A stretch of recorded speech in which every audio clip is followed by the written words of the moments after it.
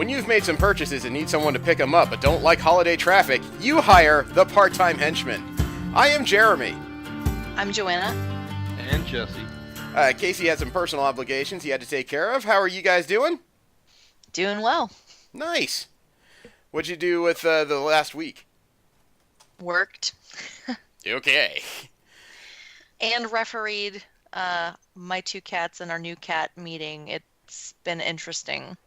Oh. You came out of there unscathed? There's been hissing, but no actual claws drawn, so that's the good news. Loki wants nothing to do with Deku, and Deku is like, oh, dude, what's your problem? And just kind of slinks off. So your cats are basically having the feline equivalent of a bro-off. Yeah, basically. Sup, bro? Respect you, bro. What's up, bro? You want some bro? Except Loki is the wussiest cat you'll ever meet. My cat Sif is actually the alpha here, and so everyone's, I guess, redefining their place in the food chain. Anyway, it's been interesting. Okay. Jesse, what about you? Wow,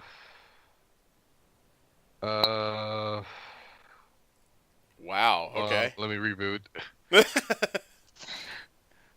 Yeah, I've done a whole lot of nothing. Season's turnover, giving me a headache again. Okay. Other than that, again, just working. All right. Well, I mean, over the course of 4 days, I had 10 hours of dental work. Oh, Ew. yeah. Ow. Yeah. I had to save a tooth that broke last week. I know I mentioned the broken tooth the last time on the show. But I went in for a root canal, and it turns out the first place couldn't find all the roots. So they sent me to another place. They finished it after the second place told me that the first place did it so bad. They perforated the bottom of the tooth, so they had to do an extra repair to make sure I could keep it. Ew. Yeah. Ooh.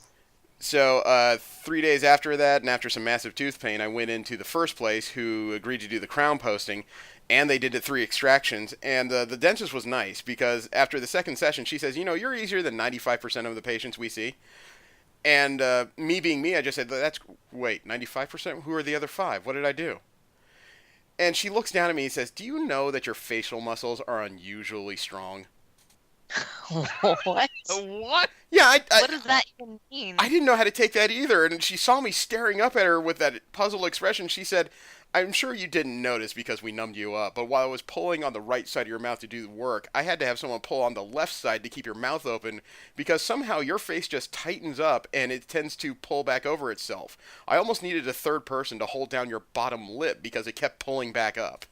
Hmm. Wow, you got a strong bite force. Yeah, and I told her through the haze of the anesthetic, well, that's what I get for being a stone-faced bastard most of my life. It's that grim jaw. Yeah. So I go to see the manager and, and arrange payment and everything. She just said, so why'd you need all this done? I said, well, it hurt, and I have a pro wrestling gig in January. She said, you wrestle? And it's like, once in a while they ask me to do it. And she said, yeah, well, you have the face for it. Yeah, what? Is that like saying you have the smile of a hockey player? I have no clue. It's like Wow. it's like half this dentist office has some kind of impression or idea of what happens with my head. I don't get it.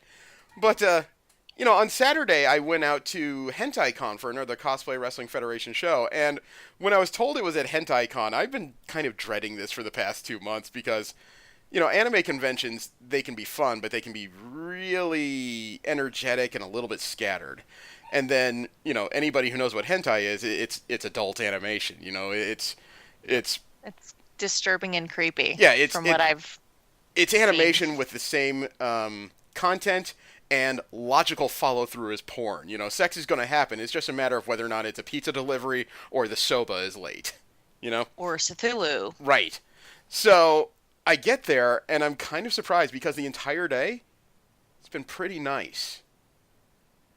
Odd. I know, there is sexual content in the exhibit hall, but it's not like anyone's pushing it in your face even near as hard as people will push, like, stickers or vinyl figures or anything. Mm-hmm. The people outside are relatively calm. I didn't hear any squealing or screaming at all during the day. Because they don't let 10-year-olds in, I bet. Yeah, I think that was part of it. I saw some people dress provocatively, but for the most part, everybody just kind of kept their cool. I only heard one story on all of the day I was there about one guy who was you know, he didn't grab anybody. He was just one of those weirdly creepy guys who thought he'd found his next ex-girlfriend or something like that. Ooh. It was basically a guy who doesn't date often enough to know that he's stupid. So, Creepy mouth breather? I don't know. I wasn't there myself. I just heard the description later. But yeah, I was kind of surprised because that was probably the best anime convention I've been to in almost a decade. Wow, Wow. they exist? Yeah. Everybody was That's really nice. nice praise We coming were from you. we were talking about subjects and all kinds of different aspects of anime, not just hentai. And when you're having a conversation, it's not like people are trying to scream you down for liking Sword Art Online or something. Everybody was just talking back and forth about their stuff. Again, it's because they don't let 10-year-olds in. I do think that had something to do with it. I really do. But whatever. Oddly enough, HentaiCon, I can recommend it. It's pretty damn cool. Don't bring Interesting. Yeah. Oh no, bring the kids. Just lock them up in the car. The subject of this week is Mockingbird, Volume 1 by Marvel Comics. We'll get to that after we get through the news of the week, and we're going to start with Marvel comic news. We're going to talk about the characters and intellectual properties from the House of Ideas and what's happening with them in the upcoming months. There was another tie-in to the Spider-Geddon event, the one where the different holders of the Spider-Man totem from the multiverse are dealing with the energy-sucking vampires again, called the Inheritors.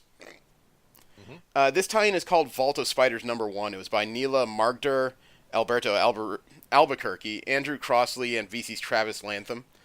And it was another case of showing little bits of different spider totem holders from the multiverse that we may not have met yet.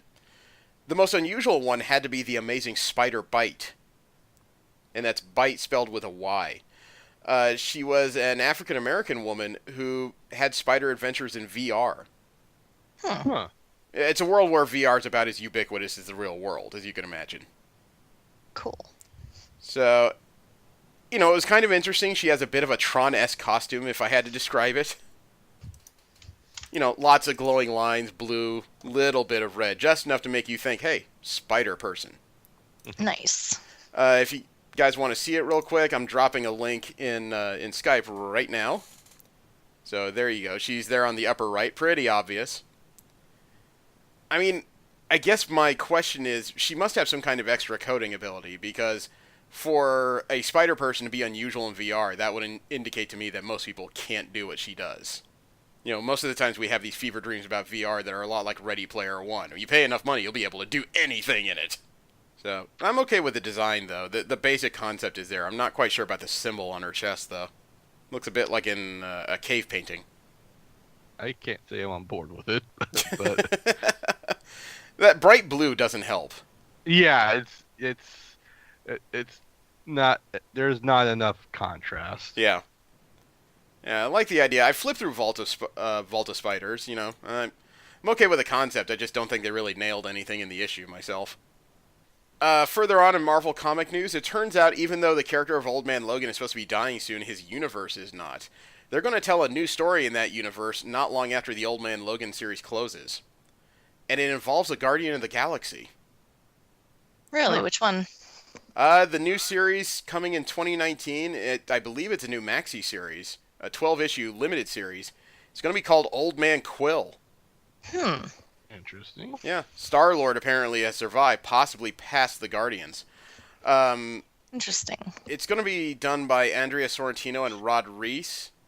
Reese is very near the age Peter Quill was shown by C.B. Cebulski during a convention in, I believe it was Italy. There's no plot details as of yet. Makes you wonder what kind of adventure he'll have. Yeah. I don't know if that means he'll run into any other Guardians or if he's outlived them all. I would imagine if he's an old man by now, Rocket Raccoon's got to be long dead. Mm-hmm. But that's just a guess. Would that be because of his parentage? Well, That he Rocket would have a Raccoon... longer life? I don't think so. Rocket Raccoon, if they're going by the classic comic book storyline, is an Earth raccoon that was augmented by an unknown species. I meant Quill. Oh, I don't know. They called him Old Man Quill, and considering how old Logan was and Hawkeye was in the same universe, he'd probably have to be pushing his 70s.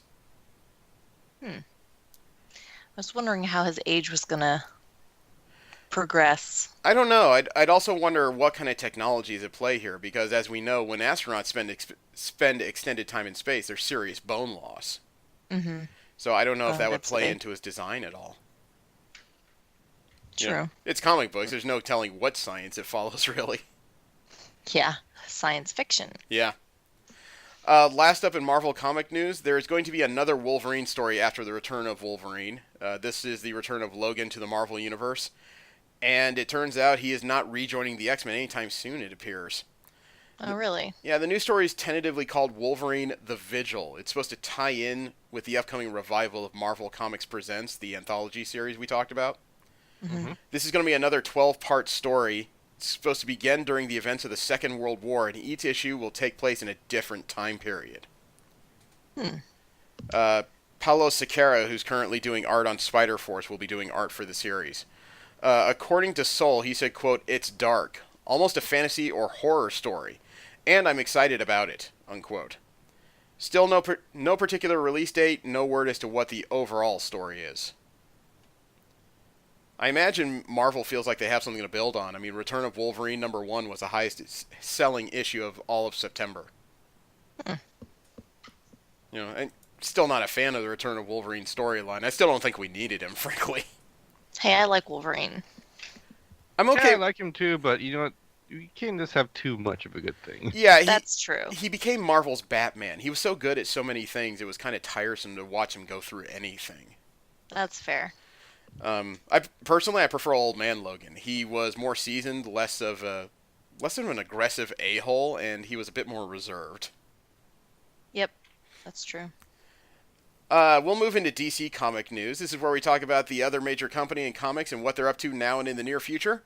And it turns out all the stories I have, all 3 stories I have this week, have to do with heroes in crisis. This is the miniseries by Tom King where several heroes and a few villains have been murdered at a secret superhero counseling center in, I think it's Kansas or Iowa. Oh, yeah. It was established by the superhero Trinity. Wonder Woman made sure that the counseling took care of the emotional needs of its patrons.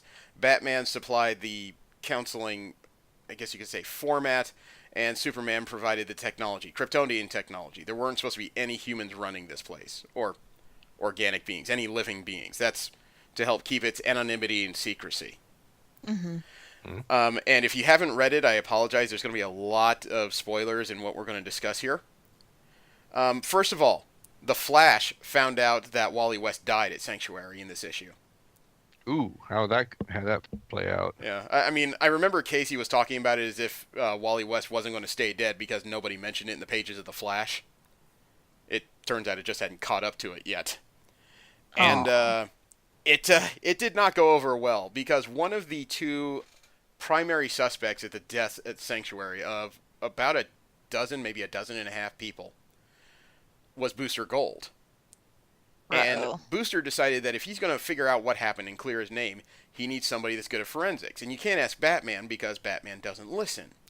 So he went to the second smartest Justice Leaguer he know, who also happens to be a forensic scientist in a police department.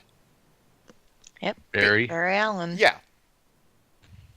And Booster was, I don't want to say cavalier, but I don't think he was putting it all through his head when he was talking to Barry. Because he just brought it up casually that, you know, there was a lot of deaths at Sanctuary, and he thinks a Trinity is there, and he needs to figure out who killed a lot of people, you know, including Roy Harper and Wally West. And that's when Barry just kind of blinked. And mind you, Barry's in the middle, just finishing up a fight in Central City. And before Booster can even ask him if he heard him, Barry's gone. Mm-hmm. You know, and fight's over. No, the fight was already over, but you know, Barry just needed confirmation as to what's happening. And before Booster and Skeets can finish a conversation about what he might be doing, Barry came back and hit him nearly full speed with a punch. Oh, shoot. Put him down. Wow. It was to the point where Superman heard it and had to fly to Central City to stop Barry from killing him. Oh. Oh, wow. Because when Barry hit that first punch, he didn't do it out of frustration necessarily. He was screaming, "What did you do?" Ooh, there was murder in his eyes. Yeah, well, there was tears, actually. This was brutal as frick. This is kind of a new thing for the Flash. Yes. Yeah. Very much so. So, yeah, Wally's dead, and it's been confirmed by his mentor. So I think it's safe to say that that funeral in Flash Annual number 2, it's not a misnomer and it's not a feint. They're putting Wally West in the ground. Oh, that's sad. Yeah, the other thing is that what Superman was doing when he heard that punch, just prior to that, they had tracked down the other primary suspect in those deaths. Who was? Harley Quinn. Hmm. In issue 1, mind you, Harley Quinn and Booster Gold got into a fight. And this was apparently after the deaths of Sanctuary. Somehow both of them made it to the local diner. Separately, mind you. Because not long after the two of them had finally just kind of agreed that they don't entirely know what happened, both of them pretty much accused the other of what happened. And Booster tried to stop Harley. Harley decided to kill Booster. Is she still empowered by the old gods? No. No, this is Okay. just Harley. So, after that fight, Harley is convinced that no one's going to believe her side of any story. I mean, at best, she's an anti-hero. At worst, she's still the Joker's ex. Mm-hmm. She went to the Penguin. And, the Penguin gave her a safe house. Now, the next time you see her, she's in the safe house playing cards with a penguin. Like, not the penguin, a penguin. An animal penguin. Yeah, and for some reason, she's sitting there in one of her classic costumes, the old Harley Quinn outfit. Ooh. The black and red jester outfit, the domino mask, the whole thing. Mm-hmm.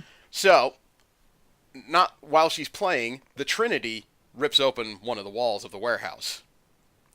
Wonder Woman, Batman, and Superman are there floating above her, basically. And they just stare at her. Then they look at the Penguin, and she looks up and says, "What? He's good at cards." So, That's something she would say. now here's where it gets freaky. Because Harley Quinn again proclaims that Booster killed all the people in there. She did not do it. Which to me is already strange, because usually if Harley Quinn does something good or bad, she's pretty eager to take credit for everything that happens. Yep. Anyway, she goes and hugs Wonder Woman because, obviously, of the three, she's the most compassionate one. And here's the thing. When she got up close, she just said, "I needed you to make sure that you heard me when I said Booster did it. Because I truthfully wanted to get that across to you before this happened." And that's when you see the panel and you realize that Harley Quinn had put her fingertips on the lasso of truth. She backflips away from Wonder Woman, and when Batman charges her to try and grab her, she jumps over him and loops one section of that lasso around his neck and is suddenly standing behind him, yanking on that rope. Nice. So she's threatening to break his neck if Superman tries to get to her. And Wonder Woman does not have the speed to do it, and she knows what that lasso can do, so she's trying to tell, Superman, don't do it. And while the lasso of truth is around Batman's neck, Harley Quinn says, "Hey, Bats, do you have anything to deal with Supers here?" And he groans before he admits that he has kryptonite in his utility belt, third pouch from the left. Uh-huh. So she grabs it, exposes it, and that is all the room she needs so she can jump out the window, or jump out the hole in the wall anyway, while still yelling that Booster did it. You gotta hand it to her. She knows how to survive. Yeah. Now, two things were established in this moment to me, and one of them is up for debate, because after these panels, or after the issue came out, I saw 3 different websites, including CBR.com, that just proclaimed Harley Quinn is a villain again. To me, she's not a villain because she's still proclaiming, "I didn't kill anybody." And at the same time, they point out that she's in her classic outfit, so obviously, this is the one she was a villain in, so she's a villain again. To me, she broke out of a sanctuary. She avoided a massacre. She tried to kill someone who she thought murdered them all, and her costume was ruined. Odds are, if she goes to the Penguin safe house, at best, the old costume is the best thing she's going to find. I seriously doubt that he's going to have what she needs to redress herself. Right. Yeah. That's logical. So I think she's just making do with what she's got. I don't think she's a villain. I think she's still an anti-hero. Given what you said, the only thing is that Harley Quinn and Booster both did not do that. But I think Harley Quinn knows who did do it. No, she hunted down Booster and yelled that he did it. She kept trying to stab him in the kidneys with a steak knife she got from that diner. Oh. She's quite positive he did it. But the thing is, Booster doesn't believe her because Harley is, certifiably insane. He's On a convinced. good day. Yeah, he Yeah, blacked yeah, it. she's certified to be insane, but I've not known her to actually just make a bold-faced lie. Oh, she has, but she's usually just a manipulator. She's not usually just. She doesn't usually deceive people for more than yucks, really. Yeah. At the same time, Booster has an admitted blackout for some reason during the period of whatever happened at Sanctuary. Oh boy. That doesn't mean necessarily he did it. He could have been knocked out, but it's really questionable. Sounds like he was framed by somebody who knew what they were doing and covered their bases. Maybe, and that goes into something else freaky that's happening that Booster, it doesn't sound like something he'd do. At the end of the issue, someone released a tape of Roy Harper at Sanctuary in a counseling session with one of the mechanized attendants, talking about his drug abuse problems and several other things that happened in his life. Somebody released it online and promised that their secrets will be laid bare. And the other thing is, you find out over the course of that issue that it wasn't just people who were having trouble at the time or who were killed at the time that there are records of. Batman, Superman, and Wonder Woman all at different times have utilized these androids, and the data in Sanctuary was supposed to be systematically erased for complete anonymity, but someone has it. Ruh-oh. Oh wow, this feels like a combination of Identity Crisis and what I guess Tower of Babel. Just wow. I don't know. But we got off on a bit of a tangent. That's the overall story of Heroes in Crisis. The other thing that I picked up from that scene from Harley Quinn is that Harley is capable of beating the Trinity herself. Mm-hmm. She sent them to checkmate, and in that moment, I don't know what she would have done with Wonder Woman necessarily, but she had Batman in a death grip, and she had a device that could kill Superman, and if she wanted to, all she needed to do was stand still, and she would have killed him at the very least. Mm-hmm. So, they have really upped the game when it comes to Quinn as far as this story goes. Whether or not that'll be kept along DC continuity, who knows? Sounds interesting, though. We'll have to see. The third thing that came out of Heroes in Crisis number 2 was that a character that wasn't mentioned in issue number 1 was a confirmed fatality, according to Booster Gold. And according to Booster Gold, this character was a fatality, as well as Harley Quinn also thinks that this person is dead. And this may actually explain more than anything else why Harley is on a tear. Harley Quinn had been at Sanctuary before for treatment. She remembered it, but she wasn't the one that... she wasn't there for her own treatment. She was there for the other person. Without permission, she brought Pamela Isley to Sanctuary. Oh. So, for people who don't know, the reason for that groan is that Pamela Isley is the human name of the character of Poison Ivy. Yep. And it was confirmed that Poison Ivy is one of the fatalities at Sanctuary. Aw, I kind of liked her as a villain. I mean, mind you, another thing that was brought up on CBR and a couple other websites was they were not sure if that was true because they never saw the body. But at the same time, Booster and Harley are both very sure Ivy is dead, and I would consider that to be a very strong indicator that the character's been aced. Right. Yeah, which means Harley Quinn has a foot in this. She has a horse in this race. Oh yes, definitely. In Heroes in Crisis number 2, after Ivy ditched the Trinity, she was standing on top of one of the pillars of a bridge in Gotham, one of the very high ones. And she basically gave a small eulogy to Ivy while tossing a rose off it. Aww. And there was even a one-page spread of 9 panels of Ivy trying to get counseling, complaining that she knew she shouldn't be there, and Harley just kind of wandering around behind her and occasionally booping her on the cheek. Aw. That's sad. You know, in that panel, Harley also mentioned that she was in love with Ivy for some period of time. This one just got pretty personal. Well then. You know what? It was Heroes in Crisis number 2 in last week's comic book reviews I did for DVS Gaming. It was my pick of the week, and I am very stern on this. And people that know me know that I'm not generally a DC reader. I don't like their storytelling. Do not sleep on Heroes in Crisis. You do not have to have like a PhD in DC to understand it. It is really good.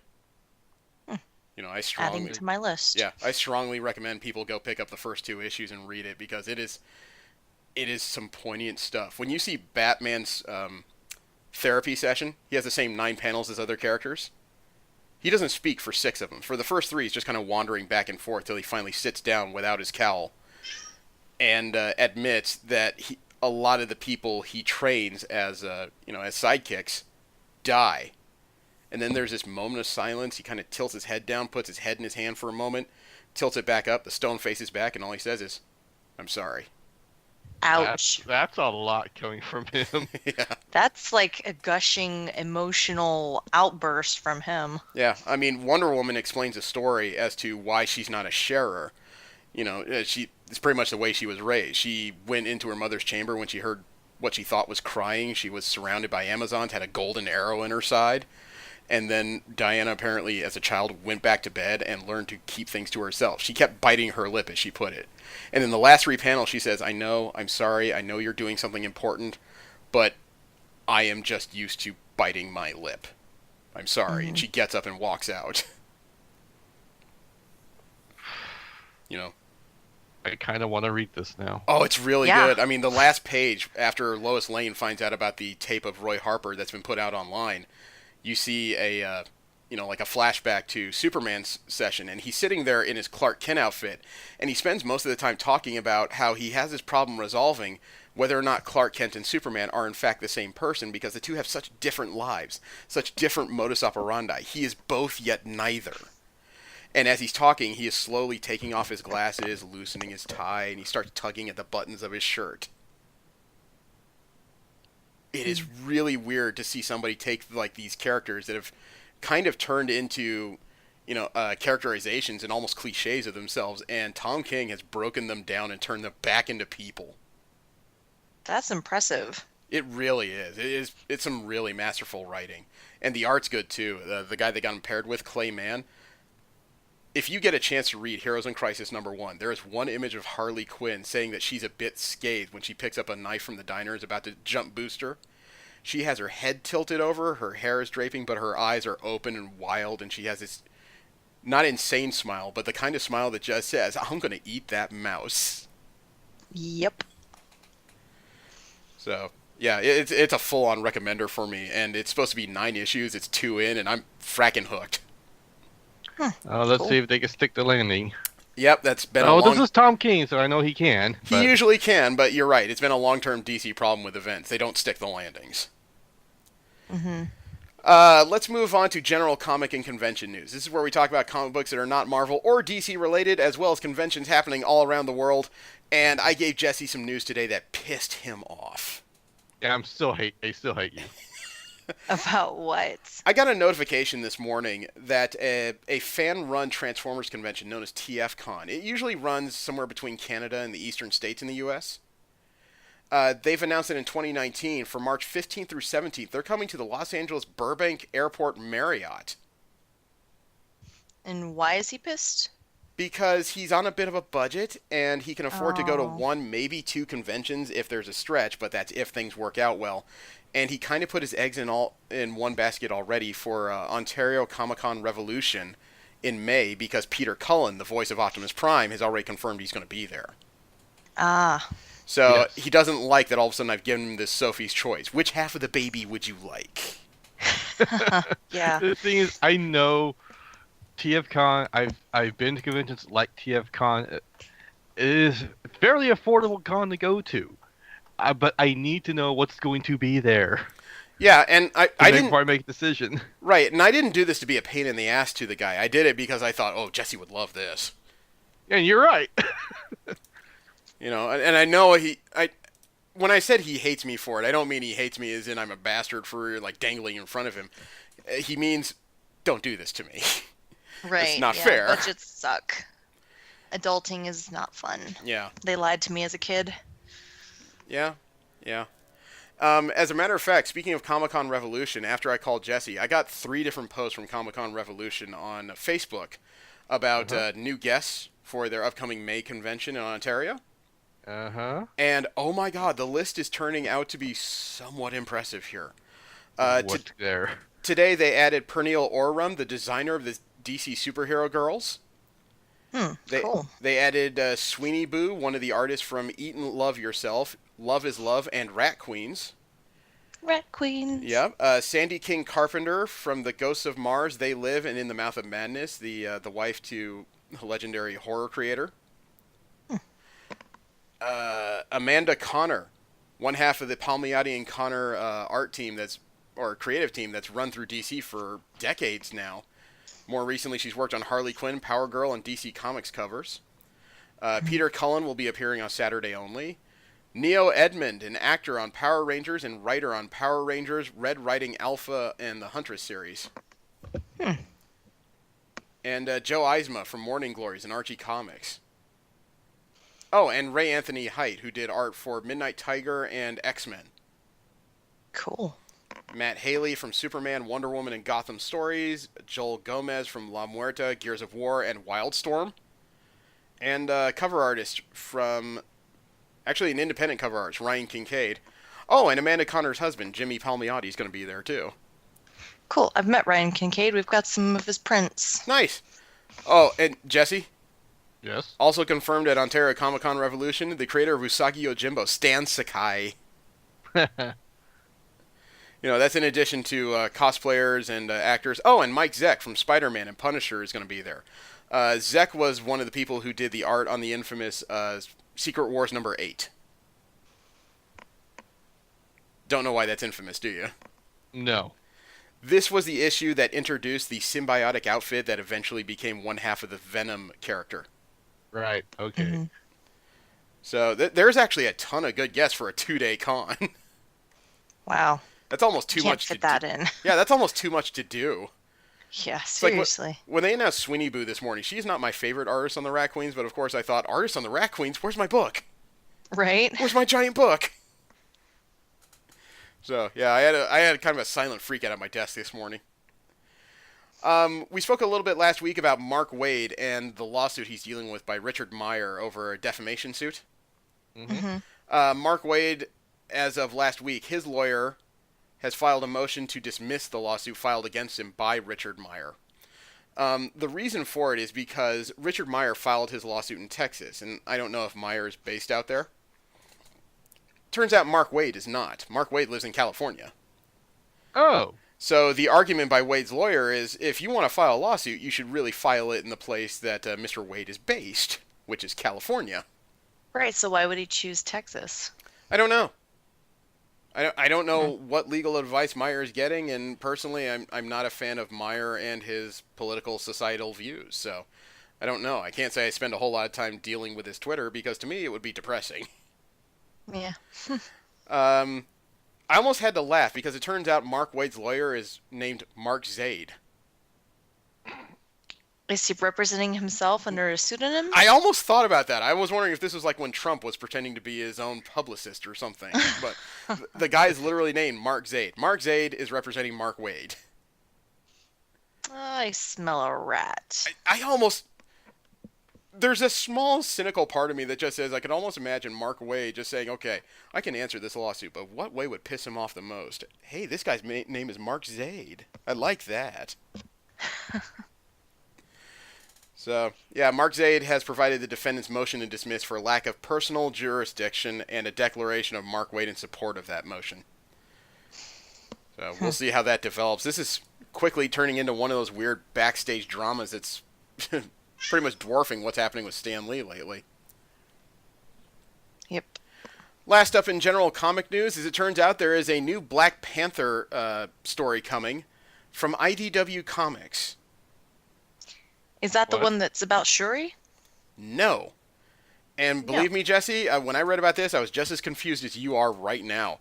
IDW has Juan Samu, who worked on Mask, Mobile Armor Strike Command, doing interior art.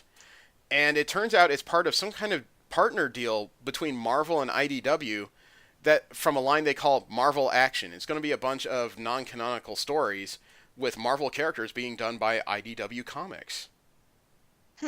All right.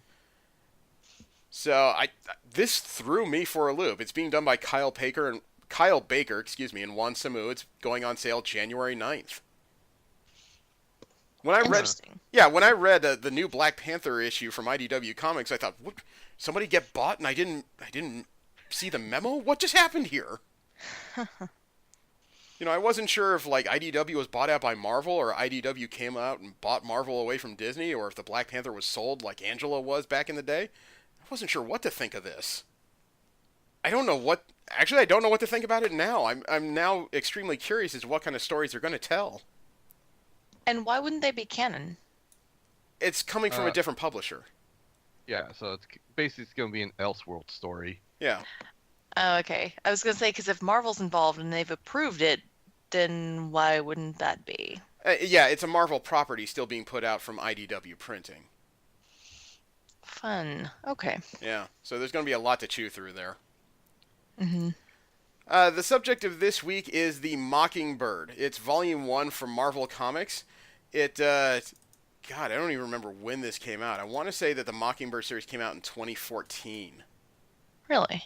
I think so. It's relatively recent. It was during the period where Peter Parker had Parker Industries. He had full command of his body back, and he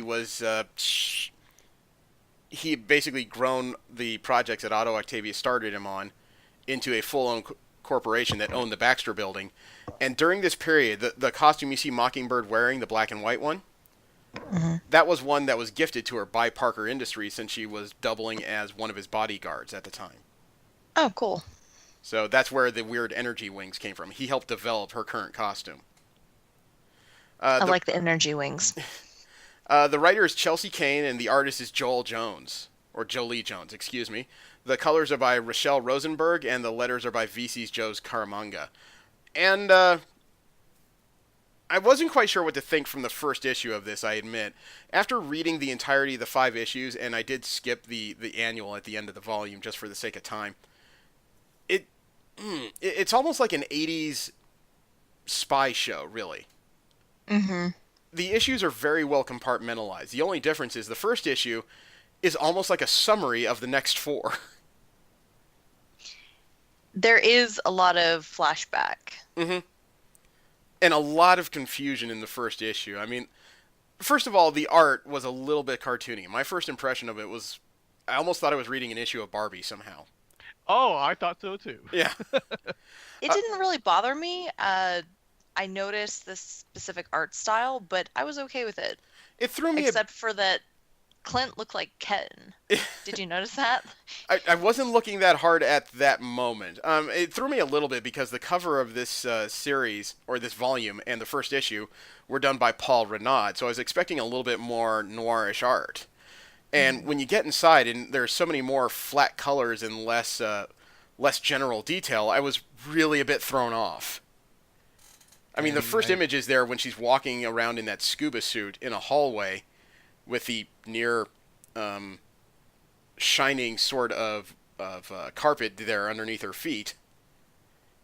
I don't know. It wasn't what I was expecting, judging from the very first images I saw reading this volume. I did kind of enjoy all the weird paperwork in the first issue, though. If you took time to look at the papers, there's a lot of odd crap in here. Yes. I mean, did you read her medical lab profile? Yes. Yeah. The protocol about what she's supposed to do when she's summoned is, I don't know, it's anal retentive to a degree that really terrifies me. It's S.H.I.E.L.D. I know, but it says here, patient is required to submit to weekly checkups at her local S.H.I.E.L.D. medical facility. Patient has been issued a beeper and must respond immediately in person when summoned, regardless of assignment. Personnel should be on the lookout for changes in patient's mental health faculties, vitals, lab results, and irritability levels. Physical and parapsychological testing is ongoing. And just the fact that you use the word parapsychological, the first thing that comes to mind is Bill Murray, like electrocuting students at the very beginning of the Ghostbusters film.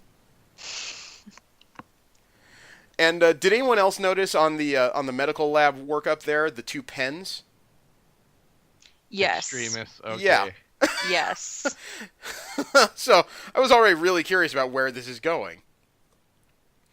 And then to find out that it's some kind of prior adventure that Mockingbird had been injected with a combination of the super soldier serum that gave Captain America his powers and the Infinity Serum, which kept the original Nick Fury, at his current age for 4 or 5 decades. I have no idea what could be going on inside of her.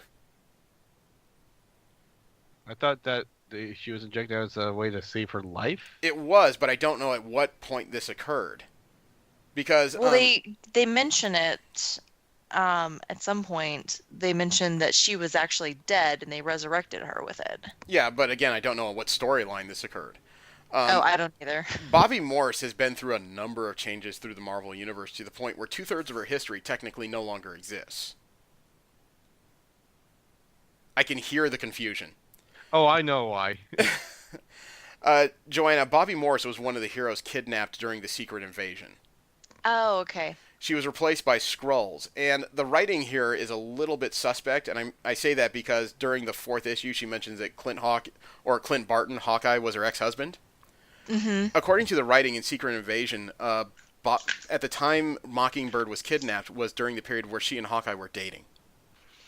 Ah, yeah, I didn't know really anything about their relationship at all, Yeah, dating or otherwise. in the comics continuity prior to Secret Invasion, the two of them had gotten married, helped found the West Coast Avengers, had some difficulties, and Mockingbird died on mission. They'd never actually gotten divorced. It was one of the biggest pieces of pathos in Clint Barton's life. Flash forward to the Secret Invasion, it turns out, yeah, Bobby Morse remembers dating him, never married him, didn't really think about him much currently, simply because she had spent most of that period as a Skrull prisoner and was just trying to escape. She didn't really have room for romance. Right. So the whole thing between them became superbly awkward. I bet. And she has spent most of her time since just trying to reestablish herself on Earth. Some of the other things I loved in this first issue were the repeated checkups on her sarcasm level. That was great. I appreciated that.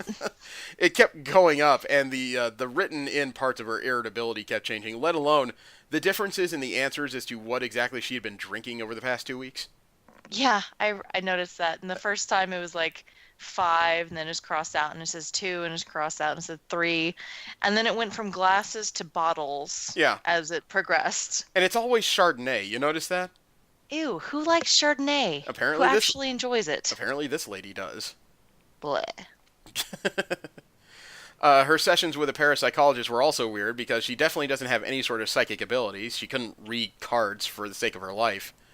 But she starts doing interesting ping pong ball tricks. And before anyone makes any dirty jokes, they're all worn out by now. So yeah, first she moves it like telekinesis, and then it just disappears. Yeah, they just start vanishing.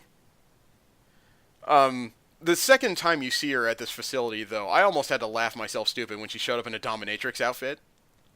Yeah, and then Black Widow's like, nice boots. Yeah. In the waiting room. Also, in the waiting room, I was always looking at who was sitting there and what they were reading. Mm-hmm. I'm just a details kind of person. Yeah. At one point, you see over her shoulder, it's Tony Stark holding a pamphlet on gonorrhea or something, or chlamydia, or one of the STDs. It was gonorrhea. And he has a really worried face. Yeah. I'm just like, oh, Tony. Well, let alone, I mean, the first time she appears, Howard the Duck is sitting there reading the newspaper. And the second time, it's Black Widow reading a magazine, but the words inside the magazine are about worry about mysterious duck deaths, which made me think, wait, where's Howard? What happened to Howard? Right. And I wonder a little bit, though, if Mockingbird's dominatrix outfit is a dig. And I say that only because when she's sitting there, she looks an awful lot like the Black Canary. I was wondering about the fishnets. I don't know. I'm not saying it's an obvious one. Maybe it was implied. Maybe it was subconscious. But she looks an awful lot like the Black Canary here. Maybe. The other thing I like is her self-exposition there. I can explain the outfit. What's Hercules' excuse? Yeah. And he's in about 2 or 3 of the different panels at the different times she's there. Yeah. And it's always about some kind of concussion, it seems like. Yeah, he's always holding his head or with the ice pack or whatever. It's like, oh, what have you gotten into now? Yeah. And over the course of this issue, you also realize that she's having interesting visions of what appear to be desiccated zombies. Mm-hmm. The next time she's here, man, Hercules is back reading a magazine, another ice pack on his head. Luke Cage, Jessica Jones are both there with their baby, but apparently the two of them have caught chickenpox somehow.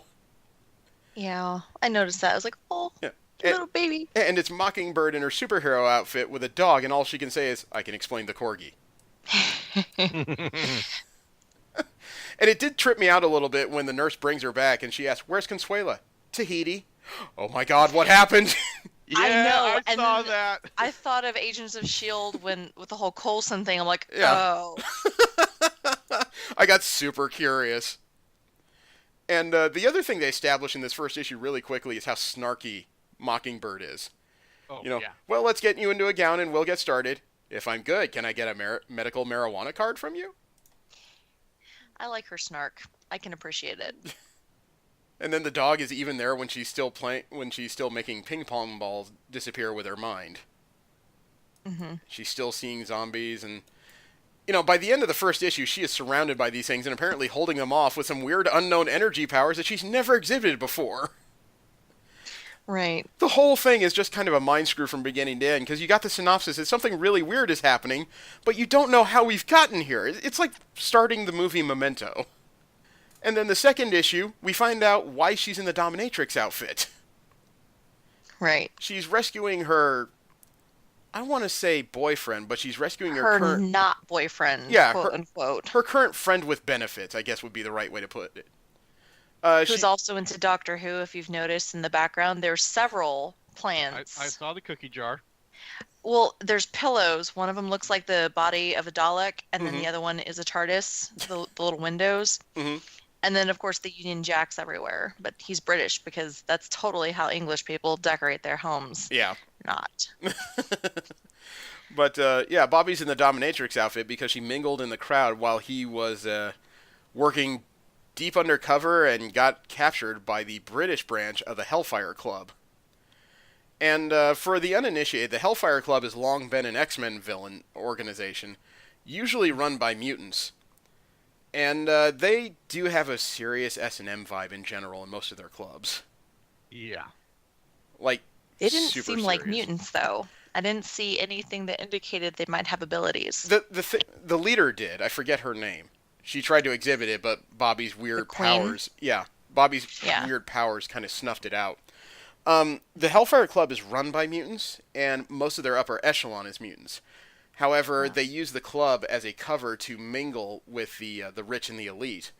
And half the reason why they run clubs is because if you can figure out what someone's kink is, you pretty much have power over them when it comes to society. The whole thing is like a triple feint. In addition to running the clubs, it also gives them membership dues, which means these people are paying them and pretty much running their organization. Devious. It is. It's a concept that evolved over time. It started in the 70s, but it's become more defined and more insidious as it goes along. And as of the latest comic books, actually, Emma Frost runs it now. Really? Yep. She managed to trick the X-Men into helping her take down most of the upper echelons of the Hellfire Club, and she walked in and took over. Oh boy. So she's back to being the White Queen. Nope. Actually, now she's the new Black King of the Hellfire Club. She's assumed the top spot. Interesting. So, that's something else for you to read if you have an interest. I did like Bobby's back and forth with her boyfriend, although at times it seemed like a little too cavalier. Like the whole thing between the two turned into an extended quip-off somehow. I still liked it. I like the banter. It had its moments. The lady in charge of the Hellfire Club for Britain, though, she reminded me a lot of Aeon Flux. I don't know I'm if not that... familiar with that franchise. Hair. It was the hair and the outfit. This was like the whole look. Aeon Flux was something that was on MTV for quite a while. Mm-hmm. It's hard to recommend. It was a 90s animated show that was very much the embodiment of like 90s cyberpunk. Oh. Yeah. They got out of it due to some interesting back and forth, and yeah, Mockingbird's weird abilities saved her from being psychically flayed by the leader of the club. However, the fact that they managed to capture her and came up through a hatch right into the seat of the British monarchy in front of Queen Elizabeth. Which is where the corgi comes in. Yes. Which I figured as soon as they showed her in England, I was like, there's going to be the queen in there because she's known for her corgis. But that means she's palling around with one of the Queen's corgis after this time because she brought the corgi back after she was already in her own outfit. So it was like an adventure past this. I want to know the story because the queen's corgis are like her children. She spoils them. Mm-hmm. How did Mockingbird get one? I don't I know. want one. I don't know. They never detailed that story. However, when when they got back to the apartment of her friend Lance Hunter, and you realize that he's gone undercover in like 7 different branches of the Hellfire Club. Either you really like your assignments or you have a problem. Oh, he's deep undercover. Wink, wink. However, it was kind of cruel that that Mockingbird decided to roleplay, put back on the dominatrix outfit, tied him to his bed when her beeper went off, and she just walked away without untying him. Like, Bobby. I at some small level, I think she was punishing the poor boy. No, what would tell you that?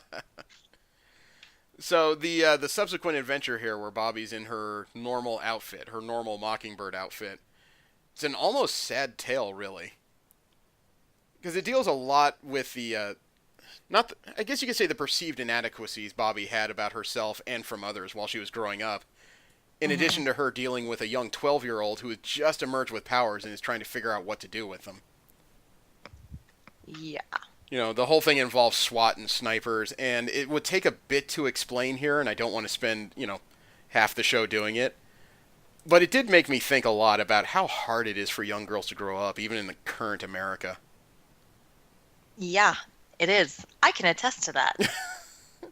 Hey, I'm putting honest thought into my comic books here. Well, that's good. It was relatable, and she had this line, and I actually did a screenshot because it's pretty great. It says, why am I not a superhero? Well, because I don't have a Y chromosome, Yeah. And then a few pages later, it says, turns out you don't need a Y chromosome to be a superhero. You just need balls.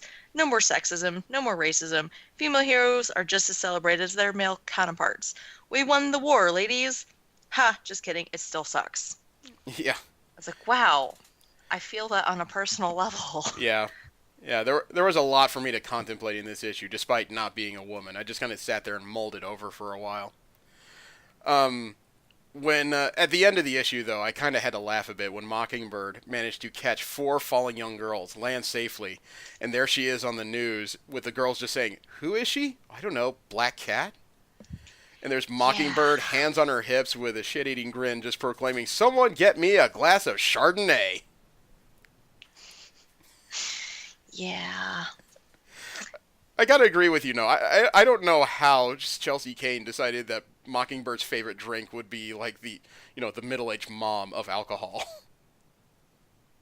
I think Eeny, Meeny, Miny, Mo might have played a part. She was walking down the wine aisle as she was thinking about her research, and she's like, that one. And it just happened to be Chardonnay, so...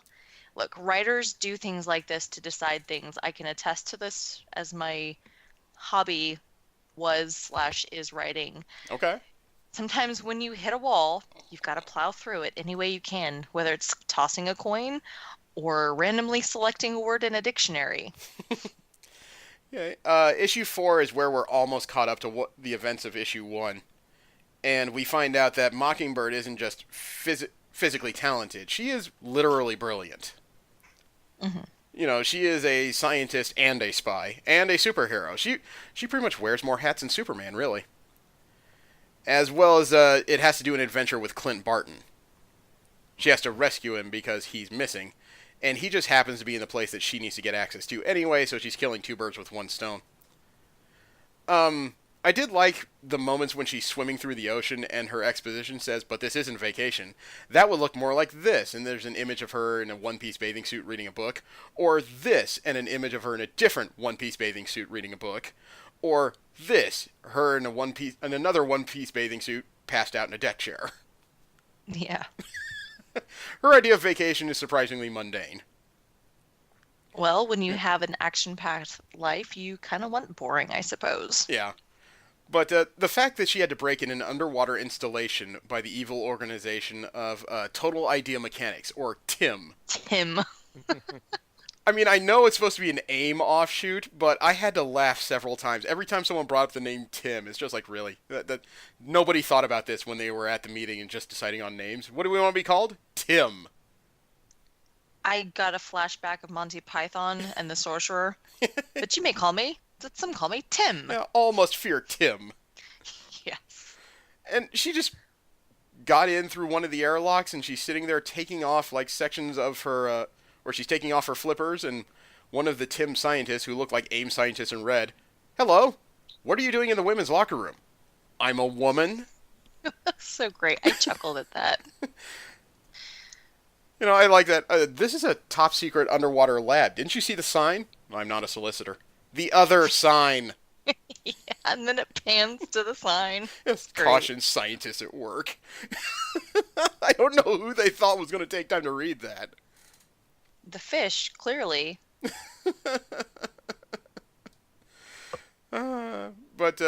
the Tim scientists to me were some of the most hilarious things in this volume, just because, as brilliant as they are crap at what they do.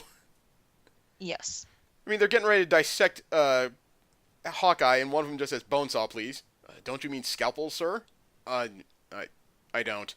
"Nope, she's right. Trust me. It's easier not to argue." And that's when Mockingbird takes off the helmet and says, "Or perhaps a metal probe with a blunt tip." Dude. And that's when the other members of Tim realize they've been had, and one yells, "You're no science terrorist!" Well, that is typically sexist. Yes. The writing was so brilliant. It was, man. Kane had her dancing all over a lot of, I wouldn't call them softballs, actually. She was hitting out of the park some really difficult dialogue here. Yes. Because I admit, I had to pour back over those two panels a little bit when she just said, "That's typically sexist," and it took me a minute to realize she just meant that because she exposed herself as a woman, that meant she was disqualified as being a science terrorist. Or a scientist. I'm sure she's experienced in her field of biochemistry. Right. And she introduced a neurotoxin in the air that she's immune to, knocked out everybody in Tim, but Hawkeye's fine, and he's not entirely sure why, because the way Chelsea Kane wrote it was that during their marriage, she was systematically testing and poisoning Hawkeye with neurotoxin just to see what it would take to put him down. And also so he would, he would be protected if anyone ever used one against him. She was doing him a favor, I think. I'm not I'm taking convinced. her side on this. Yeah, I'm not convinced, but we'll call that a convenient side effect. But then later they show the panel of them at marriage counseling. "I think she's poisoning me." No, you're imagining things. My tongue is tingling. I know, and she's so right all steadfast along. about it. You know, sometimes I feel like she's studying me, like I'm just some kind of research subject instead of her husband. Don't be ridiculous. My tongue feels funny. It's great.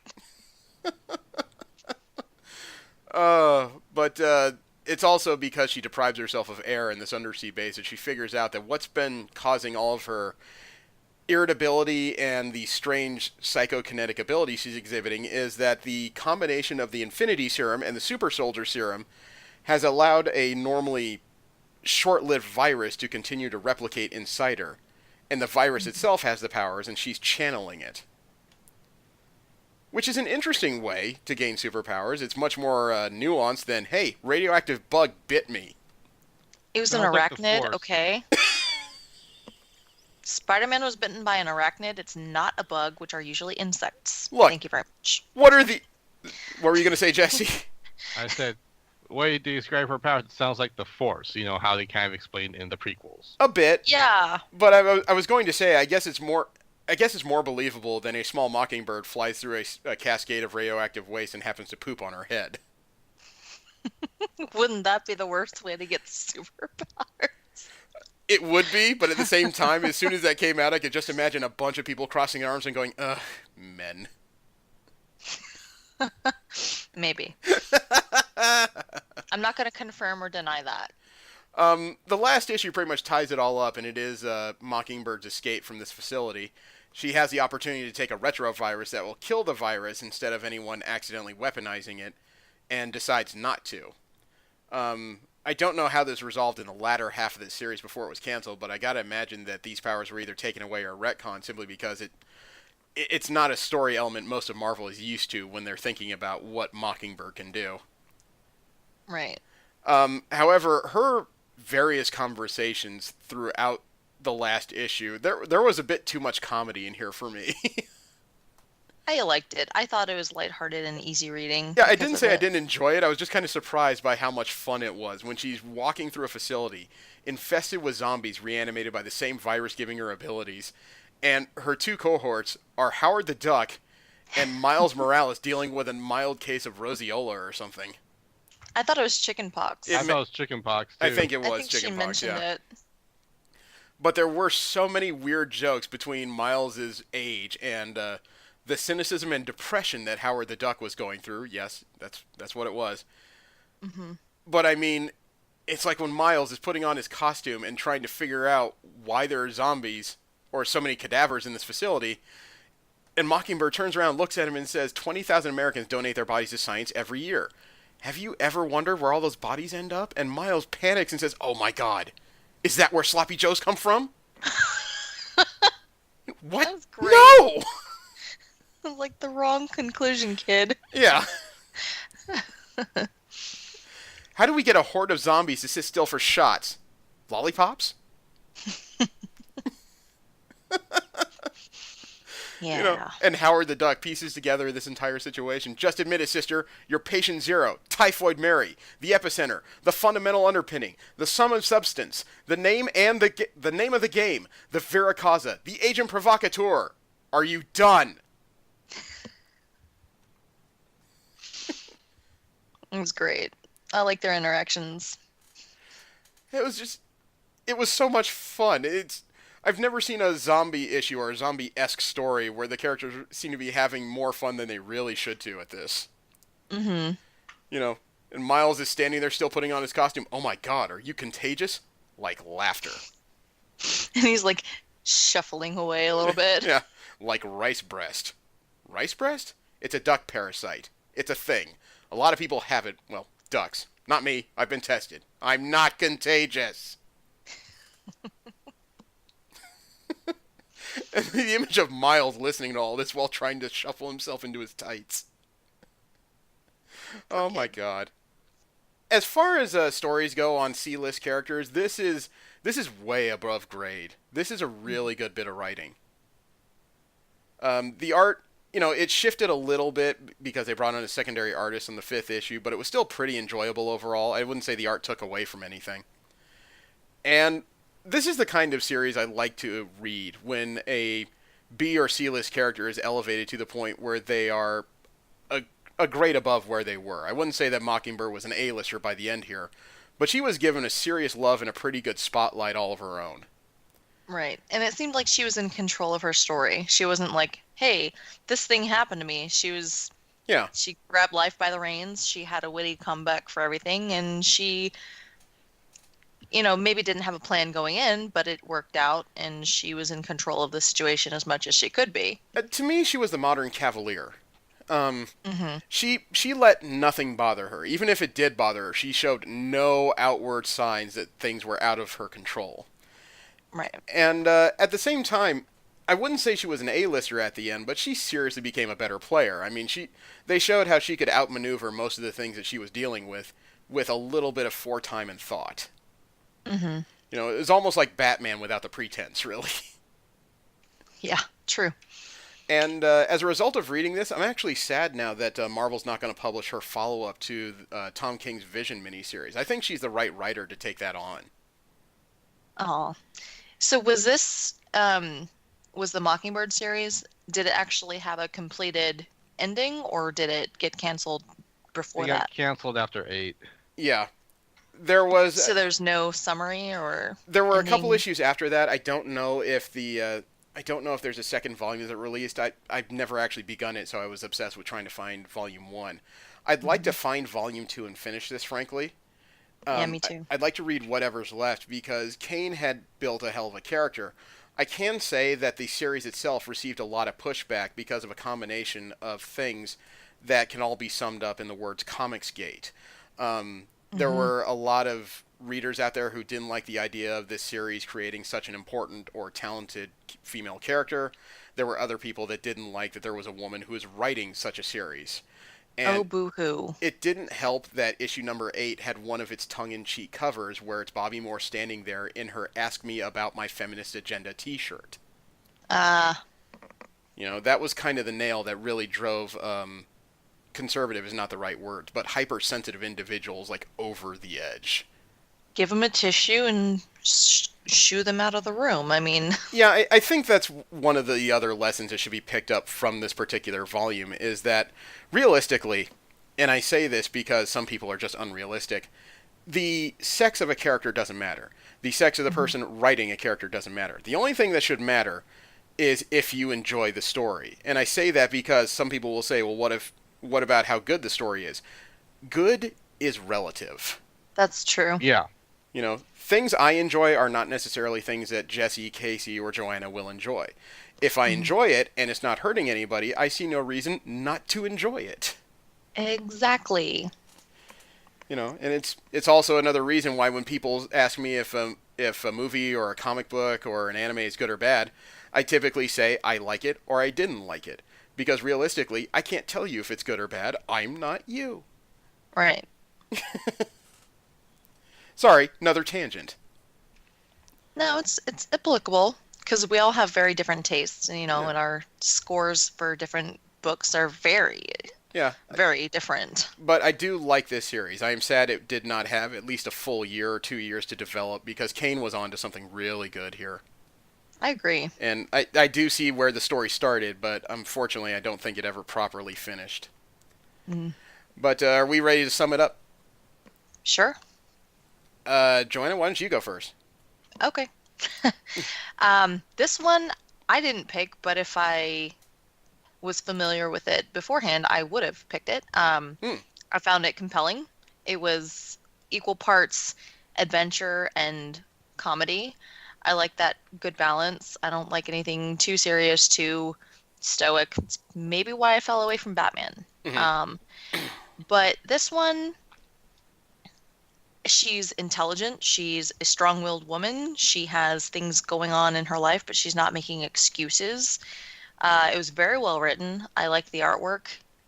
And like I said, the writing was phenomenal. I laughed. I thought about what she was saying, some of the issues she's facing, especially what young girls are put through, mutant or not.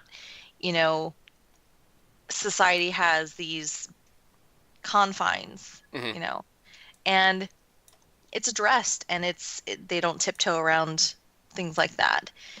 And I can appreciate that. And hey, who doesn't love zombies? Me. I personally, well, I like them, so Okay. there. All right. It was fun to see, Miles Morales, Howard the Duck, Tony Stark, Jessica Jones, and Luke Cage. They weren't part of the story, but they were in the background. It was kind of, it was one of those, it made the Marvel-verse accessible. It's like, oh yeah, she's part of this. She's not just a character detached from everybody. She mentions different things that you're familiar with if you know the Marvel-verse at all.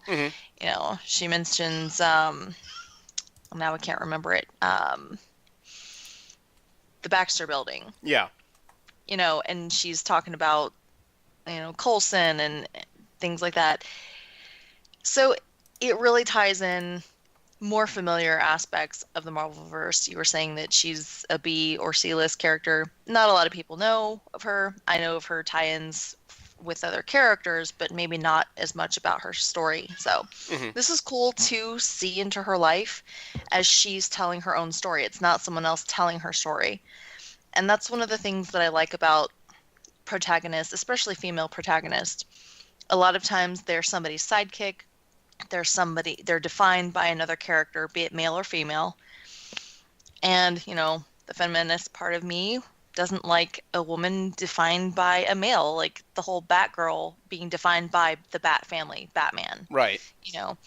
This, she definitely held her own, and she's a compelling character. The story was fascinating. It was an easy read, and I definitely would have wanted a lot more of this, or at least this writing style. So I'm giving it a 10, if you couldn't tell already. Okay. Jesse, what you got? I had not nearly as grave an experience as you guys had. Okay. Mostly, the first thing I noticed was the art and the bad color and the basic body positions the artists used. And up until the fourth issue, they could not do action quite right Mm-hmm. or movement.